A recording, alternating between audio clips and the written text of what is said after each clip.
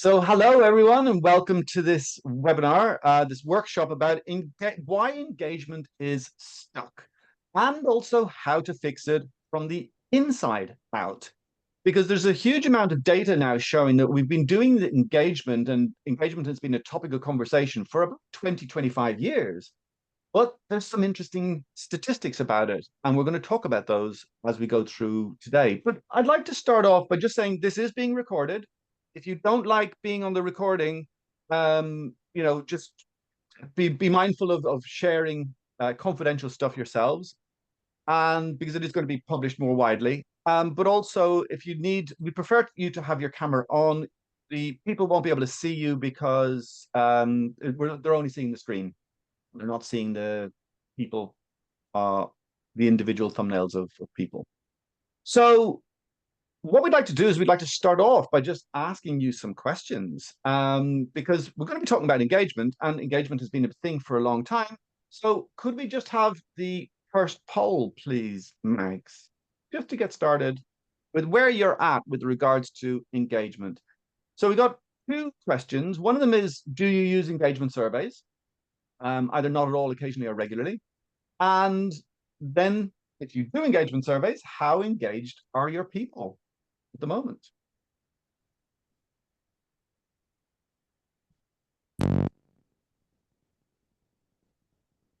Great, we've got a couple of people answering there.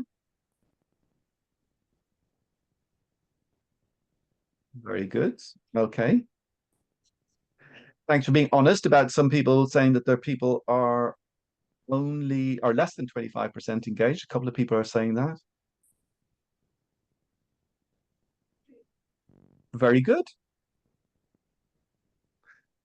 So I think that's pretty much everyone now. So could you just share that data, please, Max? And let's have a look. So we've got a couple of people, you can see all the results there. We've got a couple of people who are not at all. And it's an opportunity that you have because there is some merit in it. Some people are occasionally, in fact, most people are occasionally, and then 62%, and then regularly is only 23%. And that itself is really interesting. And we'll talk about that as we go through the sessions. And then how engaged are your people? Thanks for being honest. We've got 15% saying under 25%, and 38 saying 25 to 50, 15, 50 to 75, and then 31 saying 75. So the majority of people are actually lacking in engagement, so less than half being engaged. And we're going to talk about what some of the reasons for that might be and why engagement surveys have limitations. Does anybody just on that note have any questions or observations on that data, either your own data or what they're seeing there in the results of others?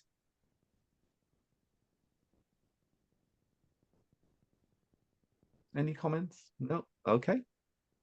So we'll just move on. Let's have a look at the agenda, what we're going to cover today.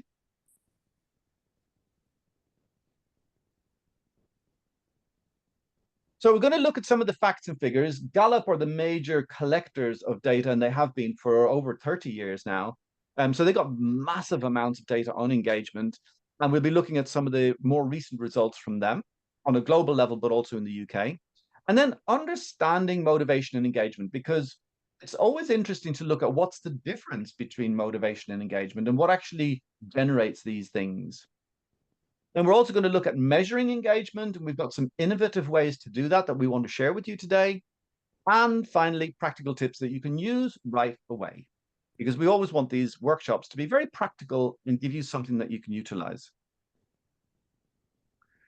Okay, so let's have a look at the stats. Welcome, everybody. Good to see you all. The Gallup, all of the statistics I'm going to show you are from Gallup's annual research survey. So it's widely available, and we can give you a link to get the whole report yourselves if you want. It's quite long. So what I've done is to just capture a few highlights that I think are particularly pertinent for us. The overall situation is that globally, employee engagement has actually doubled from 12%, only 12%, in 2009 to 23%. So that's almost doubled in 2023. So the survey I'm using, it's the results from last year, which is the latest survey, but that's effectively reflecting the statistics from 2023. So this doubling from 12% to 23% since 2009 does suggest that some engagement efforts have seen some success at a worldwide level. However, what that really means is that we've now got a global situation where we've got 23% engaged, which kind of means that people are really aligned with and giving their best efforts, bringing that discretionary effort to their work in their organization. But we've got a whole huge whopping 62% who are in that not engaged category. And that means that they're kind of psychologically detached from work. They're phoning it in, they're turning up, they're doing the job, they're going away again. They might be just about meeting expectations in terms of doing their job well enough that they're not going to get into trouble, but they're really not bringing that extra discretionary effort.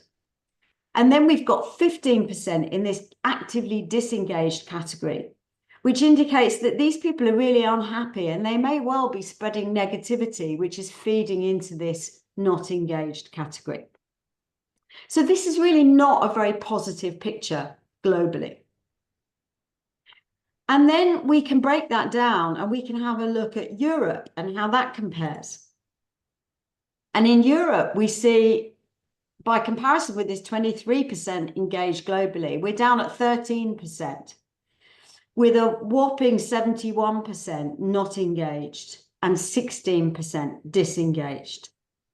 So this is really not great. And this is showing that actually the results over that 2009 to 2023 period, where we've seen an improvement globally, that's not happening in Europe. It's pretty static. And there have been no changes in engagement levels from 2022 to 2023. So we really are seeing this long-term stagnation. And so they let's might now go on, David. Well, it's just interesting that they say, oh, it's improved by 50%. Well, yeah, but that 50% improvement is still only at a minuscule, like 23% It's 100%, globally. 100%. Okay. Yeah, right. 12 to 23. But it's still small. It's still so And then small, if we zoom in a bit more, we can look at the UK, because this is the Europe picture with engaged at 13%. But in the UK, we have a really serious problem. In the rankings of the 38 countries in the Europe region, the UK is sitting at, and forgive me for those of you who are not in the UK, this will be an unusual experience. We're usually very US centric on these things, but we're going to be a bit UK centric, so I hope you'll bear with us. But we're ranked 33 out of the 38 countries in Europe. And the UK engagement level is only at 10%, so even lower than that European average. And the other interesting statistic that they give in the report is on intent to leave. And so 31% of UK employees are watching for opportunities to move to a new job or actively seeking a new job. And we know what a huge problem that is for organisations, that these high levels of turnover are costing us a small fortune in terms of the costs of recruitment and replacement, but also the opportunity costs and the lost costs of bringing people up to speed, and all that involves. So this really is a serious problem. So also, generally, we need to think about, well, why is it that engagement itself is important? How does it help? And there's some statistics on how engagement delivers positive outcomes and minimizes negative outcomes. So we've just got a selection. There are lots more, but these are the ones I thought were probably most relevant. So high engagement gives us, it has the potential to deliver up to 23% higher profitability, up to 17% in higher sales, and 10% higher customer loyalty. So, this is not insignificant. We'd all like that, wouldn't we? And then in terms of protecting us against some negative outcomes, it reduces absenteeism by up to 78%, which is huge. It lowers employee turnover by 21% to 51%. Now, I've put those two figures in there because Gallup separates them out into two groups, depending on whether they are an organization that experiences high turnover or whether their turnover is generally low. But what we can see is that regardless of the state of play, if we have high engagement, it's going to reduce our employee turnover. And a 30% reduction in quality defects. So look, this whole kind of mystic thing of engagement is really, really important for hard, measurable outcomes. And I think one of the things that we want to encourage in terms of the conversation is that this is a proper leadership team, board level, C-suite issue. This is not an HR issue. This is a business issue. Engagement delivers higher or lower hard, measurable performance outcomes, and it needs to have ownership from the very, very top of the organization.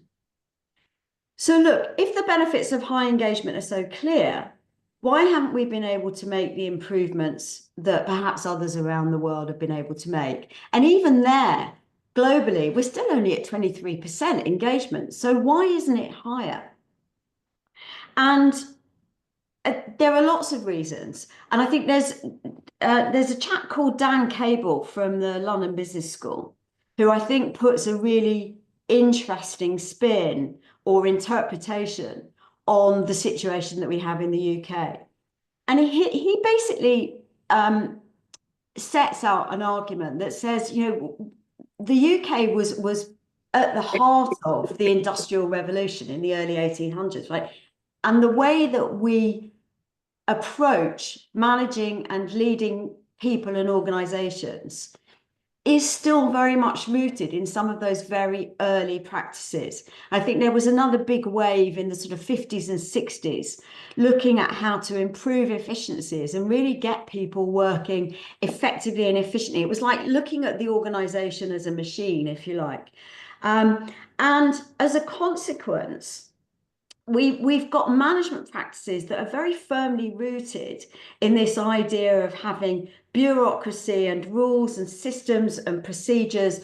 And the way we do things really has changed in many respects, very little since the mid 20th century. And the UK in particular, Cable proposes, has clung to these management practices from that era, perhaps more firmly than most countries. So as a consequence, these types of workplaces really make it hard for employees to experiment, to stretch beyond their specialisms, to show off their skills, and really to see the impact of their labour, all of which are really important factors in driving higher levels of engagement. And what's really interesting is that most UK leaders don't believe that people work best under these conditions that I've just described. So some of you who are familiar with the management gurus, this is very much sort of theory X stuff as opposed to theory Y, McGregor's theory X, that, we need to make people do things in the right way, otherwise they won't. Most UK leaders don't recognize that in their approach. But what we're not we're not moving that belief that the theory Y, that the treating people as individual creative beings and nurturing them and giving them the conditions they need to really get engaged. We're not pushing that belief through into the way that we organize our businesses and our management practices. And So, can I just add, go can on, I just add David. there? I think it's a really interesting because this whole debate about, and it's still flaring up every now and then, about working from home is very much this: if I can't see my people, they're just lounging around. That's a very theory X mindset, rather than if I trust them to get on with and do a good job. Absolutely. And the other important point, finally, is that, employees don't generally want to be disengaged. It makes them feel bad. What they really want is to feel motivated and to really sort of seek some meaning in their jobs. And so what we're going to look at is, well, what is it that we actually need to do to make that happen? David, I'm going to hand over to you. Yeah, and it's nice that you've talked about motivation there, because really what we want to do is tap into motivation. And there's loads of research about it, and you can read many, many books about it. But we really like the work of Dan Pink, plus some of the stuff from the Strategizer consultancy group, who have put in three what they call intrinsic motivators, so that they come from within. So rather than saying, I'm motivated because I can get something out there, it's like, I'm doing this because it's meaningful for me. And the first one is all about meaning. It's all about purpose, the yearning to do stuff that we really believe in, of service to something larger than ourselves. If we can tap into that sense of purpose, business purpose, but also individuals feeling that they have a purpose in their role, in their job, and what they're doing in their lives, that taps into a very deep energy that can overcome a lot of obstacles and challenges.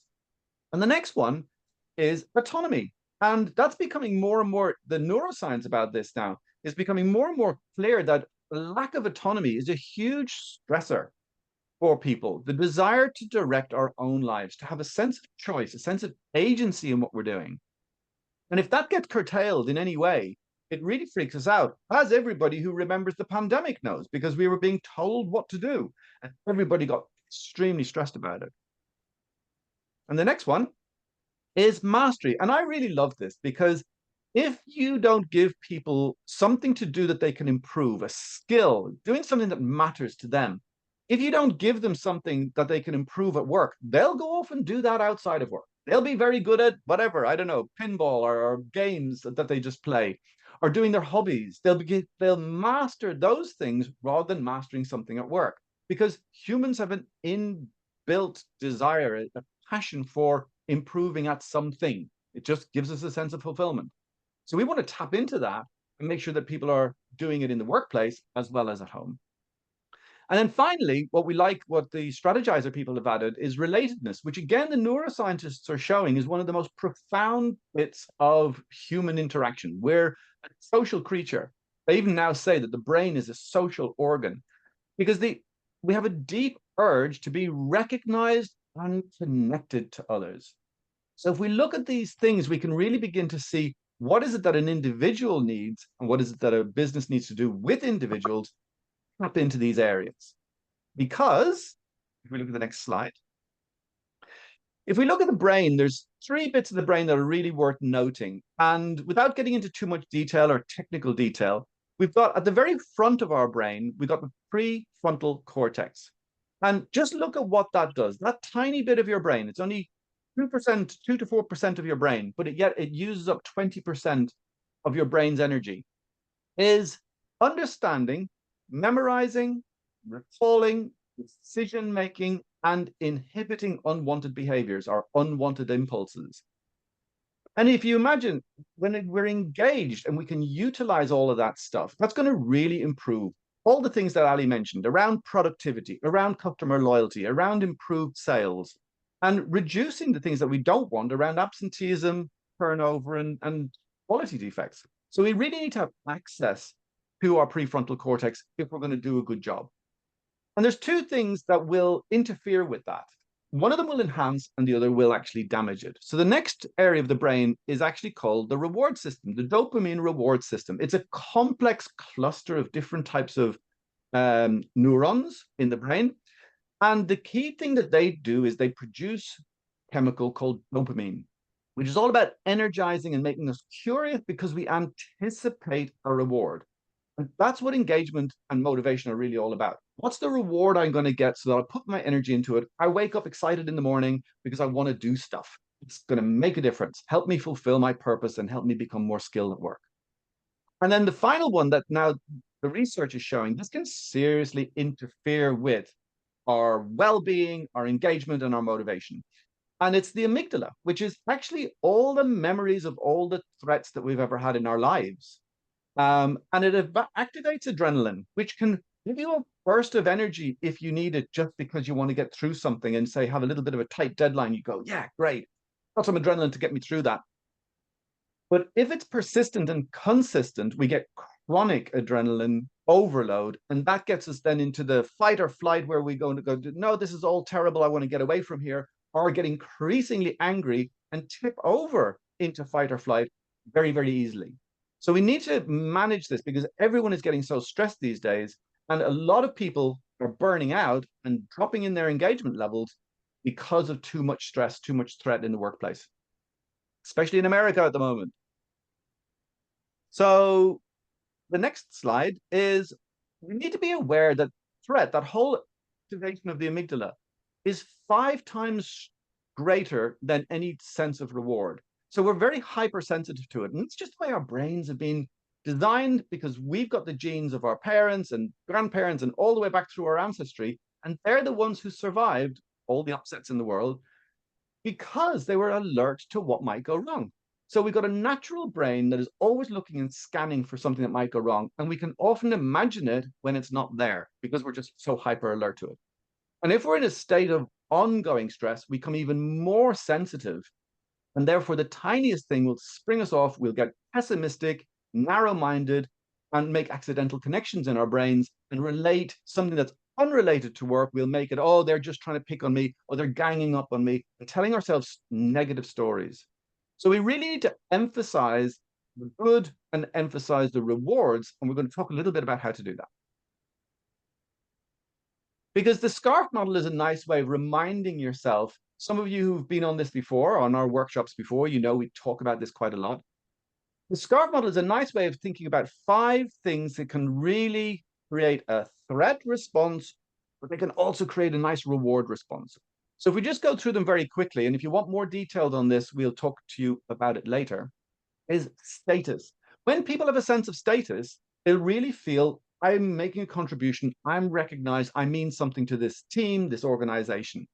And anything that will inhibit that or create a sense of drop in status can mean that they feel the equivalent, our brain will feel the equivalent of being hit on the head with a stick. It creates a pain response. And that can happen very easily. So you need to be watching what's the status of your people, and how are they feeling about their status, their contribution to the business. The next one is certainty. And that's all about transparency and openness about what's going on, so people know what's going to happen next. If we have a lack of certainty, we get a massive threat response, because our brain is unable to really function effectively because we don't know what's going to happen next. And that means that we are constantly worrying about, oh, what if this happens? What if that happens? And we actually, our brain's ability to make decisions and to function effectively grinds to a halt. So again, we want to lay out certainty. And Ali, you're very passionate about making sure that there's clarity of purpose and vision and strategy communicated throughout the business, so that people go, yeah, I know what's going to happen next. I can anticipate at least the next 6 to 12 months, and I have a plan for that, and I know what's expected of me, so I can work towards those goals, those targets. Next one is autonomy, and that's really, we've already talked about how important it is. Any sense of a lack of autonomy is a huge stressor for humans, so we need to, in conversations, especially engagement and motivation conversations, is give people a sense of choice. And then the next one is relatedness, which again is so important these days, because especially with the hybrid working and working from home, we need to ensure that managers are well trained to be able to speak to their people and have a sense of relatedness with them, help them to understand what's going on for them, that sense of empathy and understanding of what's going on in their lives, what they're interested in, what their goals are, so we can take that and move it forward. And then the last one is fairness. So any sense of unfairness rapidly makes our brain go haywire, and it actually triggers the part of our brain that is related to disgust.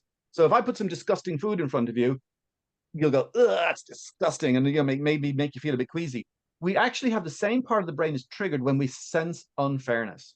So we need to ensure, especially with regards to motivation and engagement in the workplace, that people perceive and have a good sense of everything being fair, and that they're being treated fairly, but also that their colleagues are being treated fairly. So just to wrap up this section on motivation versus engagement, we've talked a lot about motivation, but and refer to engagement, but they are distinct and different. And if you look at motivation as being the energy that I bring to the party, it's what comes from deep inside of me. And as we've talked about, my brain anticipating a reward. So I feel energized. I feel that I want to do stuff in order to get a reward. Willpower and drive to act. And then engagement is about where do I direct that sense of purpose, belonging, and commitment to my work and my organization. Because if I don't have that direction of purpose and belonging with the organization, motivation will be used elsewhere. I'll be off doing other stuff outside of work, and that'll take up all my attention. And work just becomes that sort of quiet quitting. Well, I'll just do my job, but I'm not really engaged with it. So we need to be able to, A, drive motivation in people and tap into it, also to make sure that that motivation is connected to something meaningful in the workplace. Thanks, David. So we're going to have a look at, well, how do we measure engagement? And we talked about surveys right at the beginning. And the Gallup Q12 is the market leader, but I think it's really interesting to just have a quick look at what they actually measure. And it's 12 simple questions or statements. So I know what is expected of me at work. I have the materials and equipment I need to do my work right. At work, I have the opportunity to do what I do best every day. In the last 7 days, I have received recognition or praise for doing good work. My supervisor or someone at work seems to care about me as a person. There's someone at work who encourages my development. At work, my opinions seem to count. My mission or purpose, the mission or purpose of my company makes me feel my job is important. My associates or fellow employees are committed to doing quality work. I have a best friend at work. In the last 6 months, someone at work has talked to me about my progress. And this last year, I have had opportunities at work to learn and grow. Now, I know some of you may well never have seen these questions before, and you might be a little bit surprised by them. I know when we share this in our training on engagement, people are generally quite surprised by this one about I have a best friend at work, and we usually get quite a discussion going around that. But I think it's really interesting to see the sorts of things that contribute. And I think some of these things link clearly back. So for instance, things like at work, I have the opportunity to do what I do best every day. You know, that links into autonomy. There's some things in here about being, you know, cared for, part of a community, feeling related, all of these sorts of things. So if we were to do this, yeah, go on, David. I was just going to ask, we do have a question that might be useful to ask at the end of this section about people who have used surveys. So responses are anonymous, as with most engagement surveys. So what we receive, if we do an engagement survey, is an organizational level or group or company-wide set of data. We might be able to cut it into teams, but we certainly can't see it at an individual level. So if the survey shows you that your organization or a particular team scores low on I have a best friend at work, well, what are you supposed to do about that? How are you supposed to make that better? I mean, I've got some ideas, but I'm shooting in the dark a little bit. And if I've got a big organization with lots of different people in there, how do I put an engagement strategy in place that's actually going to have an impact on that particular question? Perhaps easier on face value is if it shows you that you score low on the one that says in the last 7 days, I've received recognition or praise for doing good work. Well, you know, we could take a very kind of UK in the 60s approach and saying, okay, we're going to tell our managers to make sure that they're recognizing and praising each and every one of the people they manage at least once a week. So how are you going to go about making that happen? Are you going to get them to record it? Are they going to have to do a tick box exercise? Say, yep, I've recognized and praised. I'll do it in my team meeting. At the beginning of the team meeting, I'm going to go around and do that with each and every one of my people. And that's going to improve engagement. Really? Well, perhaps these days, a more common approach should be something like, maybe we'll invest, we'll have a budget and we'll spend it on something like Perkbox, right? One of these platforms where you can give shout outs to people and you can recognize people and they can get, rewards, vouchers for things.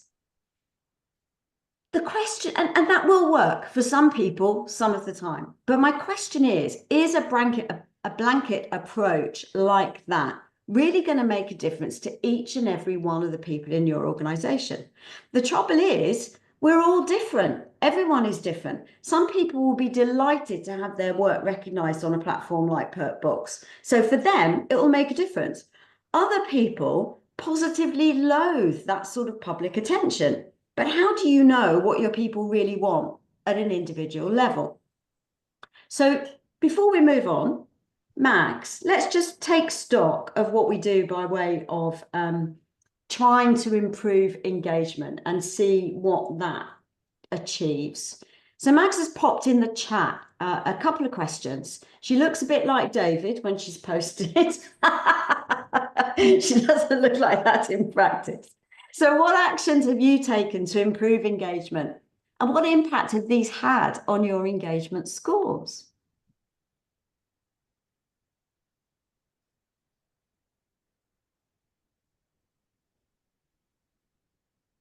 James, yeah, good question. What or who is going to do anything with the data?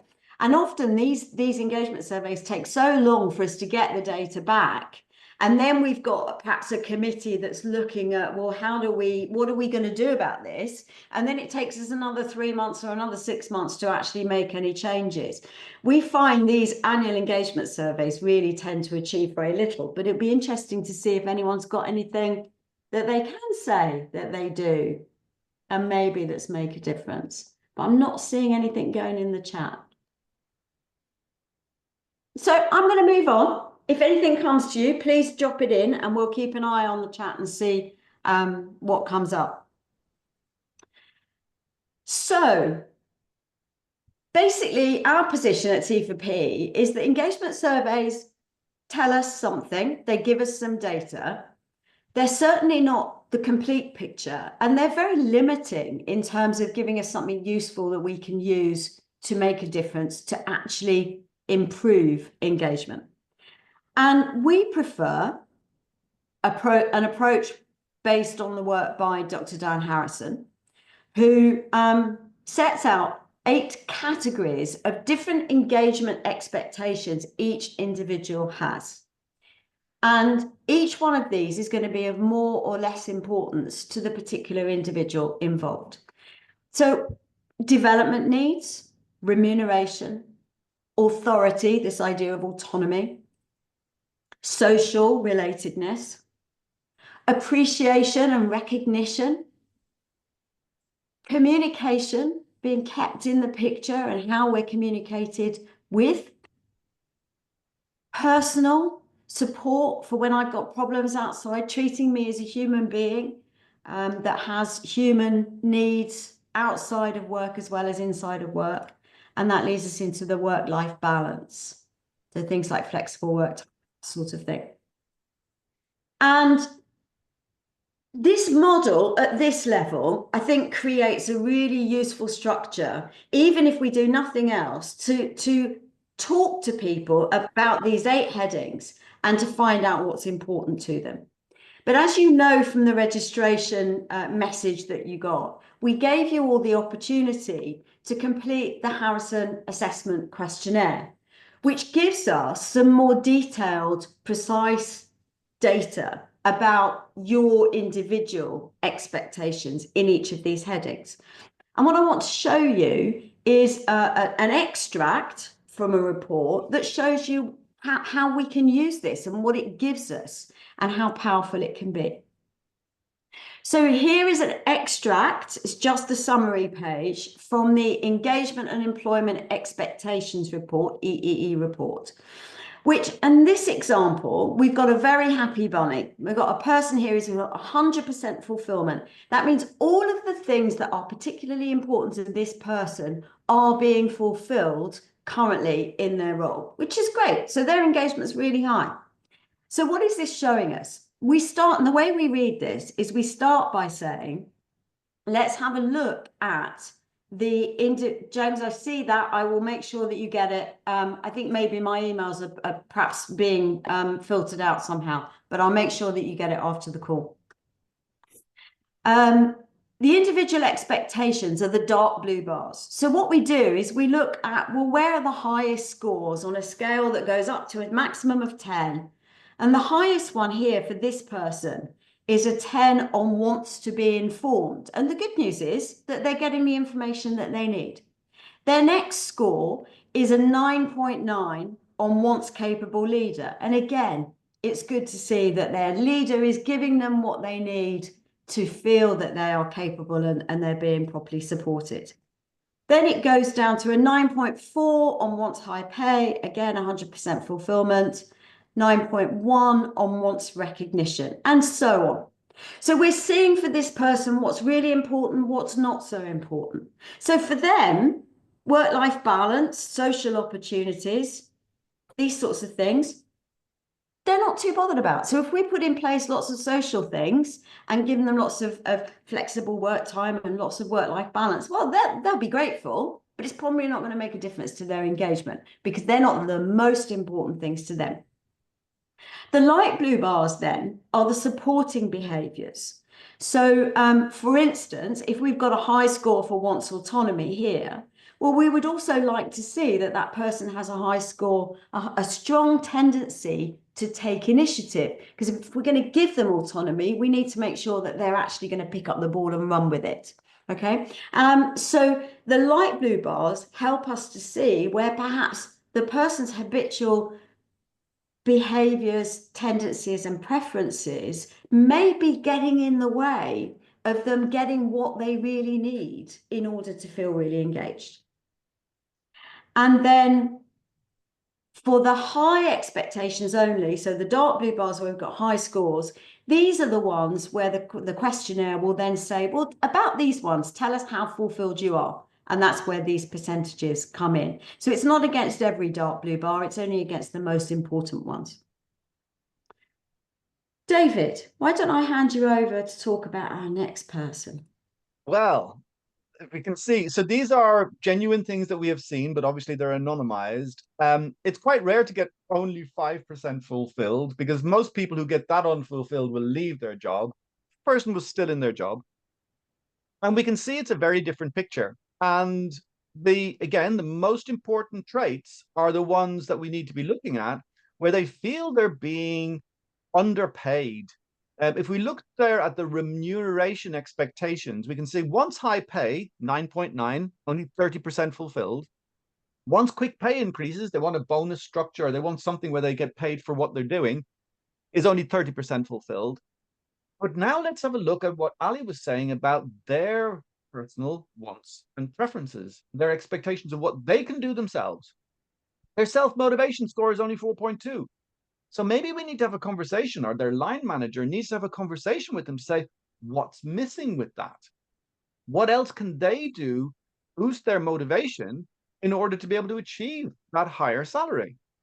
And there's a couple of other ones which are interesting as well with this particular person, because they're in the next one down, they have a high expectation, well, it's a reasonably high expectation of autonomy, but it's very unfulfilled. But if we look at their takes initiative, 6.2, that's not particularly high. So we really need to look and say, well, if you want more autonomy, we need to see you, as Ali said before, do stuff. We want to see you take initiative, identify what needs to be done without needing to be told all the time what needs to be done next. So it's a really useful and interesting conversation to have with people about what they can do themselves to help fulfill their own expectations. And this person is actually missing a couple of other key points that I just want to mention. Enthusiastic, way back up to development expectations. Now, their development expectations are met, but I just want to point out that this tool is really powerful when it comes to understanding what is it that drives them at a very deep personal level. And that's measured by the trait called enthusiastic. And it's measuring their own enthusiasm for their own personal goals. So this very intrinsic personal goal that they have that they want to achieve. And when people have a low score on this, it often means that they're not clear about their goals. So again, we would advise the manager here to have a conversation with the person about their goals. What is it that they want? What do they want to achieve? Because if they're aimless and mindless at work, well, we're not going to get much energy from them, and they're totally unfulfilled. Was there anything else that you like to point out from this particular chart without going into too much detail, Ali? No, not really. The only other thing is just linking back to those personal motivation things. I think it's really interesting that we Oh, yeah. get things like autonomy. Autonomy is a word on here, but also development, self-improvement. So that's maybe linking to mastery. And then we've got recognition, here. So all of these things can link back to those models that we're all probably quite familiar with about actual personal motivation, as well as them giving us that engagement overall. And if someone's like this and scoring this low, they'll probably feel that it's all very unfair, which goes back to one of the scarf items that is a major threat response. And they'll be starting to begin to build a story that nobody likes them, or that this is a useless place, or their manager is useless. And interesting, their work-life balance, just to point that one out, it jumped out at me as well, is it's very, very high. It's their highest overall score, only 40% met, but they really may need to do some work on their own ability to manage stress and be more calm and relaxed at work. And that whole notion of pressure tolerance. So you can see that there's a relatedness between how well am I managing my work-life balance and what is my natural way of being relaxed, what's my natural way of managing stress when it occurs, and how much can I tolerate pressure when it arises. So there's a And meaningful conversation to be had there.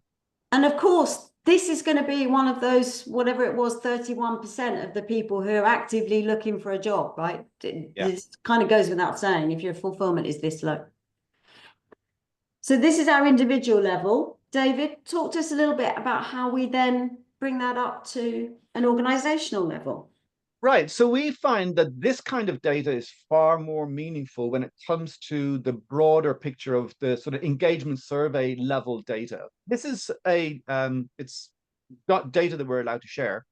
But you can see here, we can now look at the organization, and this can be split into teams as well if you've got larger teams, where we can see in rank order what's most important to the people in this organization and one's development is the highest. Look, 38 people are in that red zone. So they've got a score where it's important to them and it's not being fulfilled. And it could be very serious, where especially some of your higher performers, where if they're feeling that level of a disengagement, that's definitely something that merits a conversation. And likewise with advancement. So we've got 57% of people feeling that they're not getting the advancement that they want. So again, where's the conversation around that? And we can drop down into individuals through this data that we can click through, find the people, and then identify them, see their whole report, and then their manager can have a conversation with them about that. And this actually is not a percentage, this is a number of people. So on the system, we can click Sorry, on this yeah. and it will list those 57 people. So we know exactly who they are. And in this organization, it's also worth looking at that development and advancement are really, really high. And one's pay is not the biggest issue in this organization. Now, that's a bit of an anomaly, I must say. We do find it higher up, but it's not always the highest. You know, a lot of people go, "Oh, it's always the highest." Well, it's actually it's not. For some people, it is, but it's generally not the highest across the organization. So at least with this data, if we then want to take an organizational strategic approach, look at planning how to improve engagement, how to spend our resources and invest our resources in that, at least we're looking at the more granular detail of actually what's really important to people rather than this blanket averaging approach that we get from an anonymous engagement survey.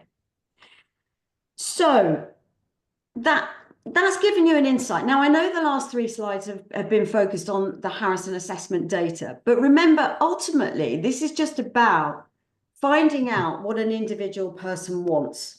And even if you don't use the Harrison as a tool, you can use this structure to have an engagement conversation. Every manager, I believe, should be having regular conversations with their people to explore these things, to find out what's important to this person at this particular time and whether we're meeting their expectations. So what are we proposing? Our engagement from the inside out approach then has some fundamental principles. One is that engagement is not an organizational piece, it's a personal piece. It's about the individual, and we need to get to know how people are motivated and engaged at an individual level, because everyone is different and everyone has different priorities. And in fact, those priorities change over time. Motivation is very internal. We can have everything right in the organization, but we can have things that can make the individual person lack motivation, and that will show in a lack of engagement also.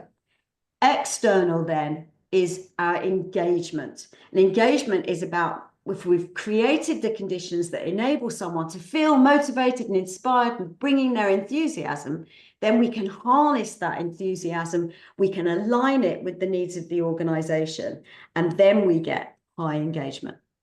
So some tips for increasing engagement. First of all, it's not rocket science. Talk to people one-on-one regularly.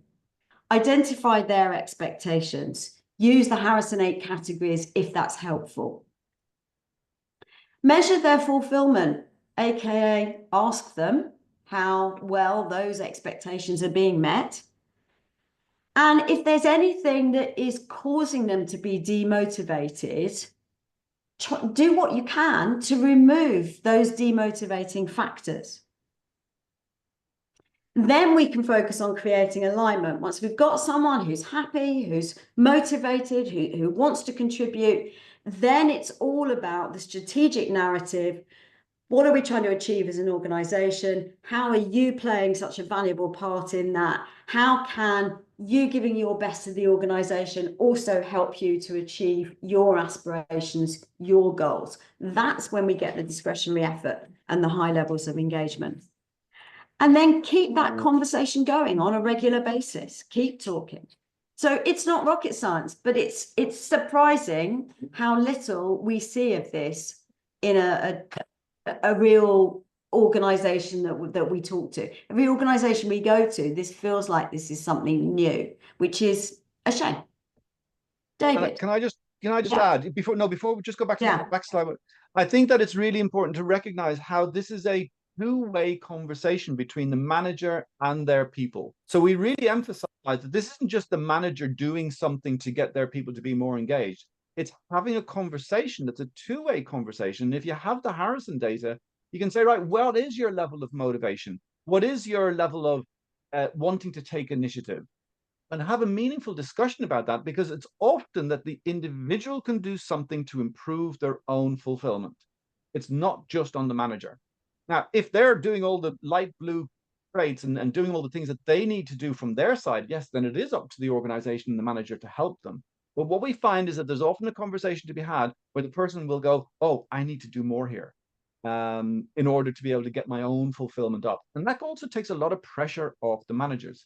And we consistently hear from managers who implement this, that when they speak with people, they all unanimously say how great it is and how interesting it's been and the depth of the quality of the conversation that they've had, and that people quite regularly rapidly improve their fulfillment scores after having conversations about it.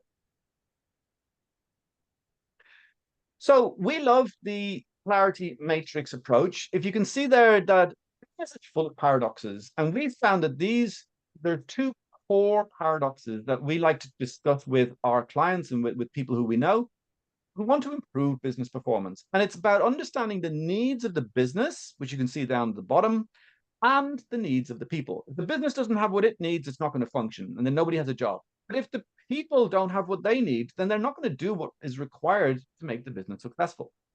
And you've also got a contrasting paradox around the time it takes to think through what needs to be done and building and developing a strategy so that that then can be implemented and that you get the performance. So there's that balance between how much planning and thinking do you need to do versus how much doing and actually performing do you need to do. So if we take each of those quadrants, we've got 4 elements in each, and we've got business strategy down at the bottom, which is all about the stuff we've been talking about: purpose, vision, strategy, and culture. Again and again, if there's a lack of engagement in an organization, we often find that there's stuff in this quadrant that's missing. There's a lack of clarity about the purpose or even what the vision is. And there often seems to be that there's a strategy that maybe the senior people know, but normal, ordinary people throughout the business don't really know what the strategy is. And that the culture isn't really being managed or influenced. And from your business strategy, you can begin to develop a people strategy. And again, that's really important when it comes to engagement. Having the right structure of your organization, ensuring you're selecting people who will flourish and grow within the business, developing them, and of course, having a strategy for engaging them. So again, a lot of our clients will make sure that they've got a purpose, they've got their clear strategy, then they make sure that they're molding the organization to the needs of delivering that strategy, looking at selecting, developing, and above all, strategy for engaging their people, which often includes these conversations that we're recommending. And that's only possible if you have good leadership, you're clear about the teams that you need, and those teams are high functioning teams, they're diverse teams so that you're getting the best out of every individual, that managers know effectively how to manage and have these meaningful conversations with people, and people are being developed. So there's always something happening for individuals to be able to perform at their best, developing that mastery in the workplace so they're highly engaged. And then all of that is meaningless unless we are clear about what's actually happening. And it's a reality check. So that's about measurement and making sure that we're measuring engagement, we're measuring performance, we're analyzing it like we've shown you how we can do the analysis on engagement, going right down into individual levels of engagement and fulfillment. We'll evaluate that and have a conversation about it in order to say, right, what do we need to change? What does the individual need to change? May need to change with regards to the structure of the team or the development of managers and leaders. So there's lots of interconnectedness through all of these, and this matrix can be used to, in this case, look at engagement, but we also use it to look at lots of other issues within an organization because they're so overlapping, and making a change in one area means that there's going to be a change in lots of other areas as well.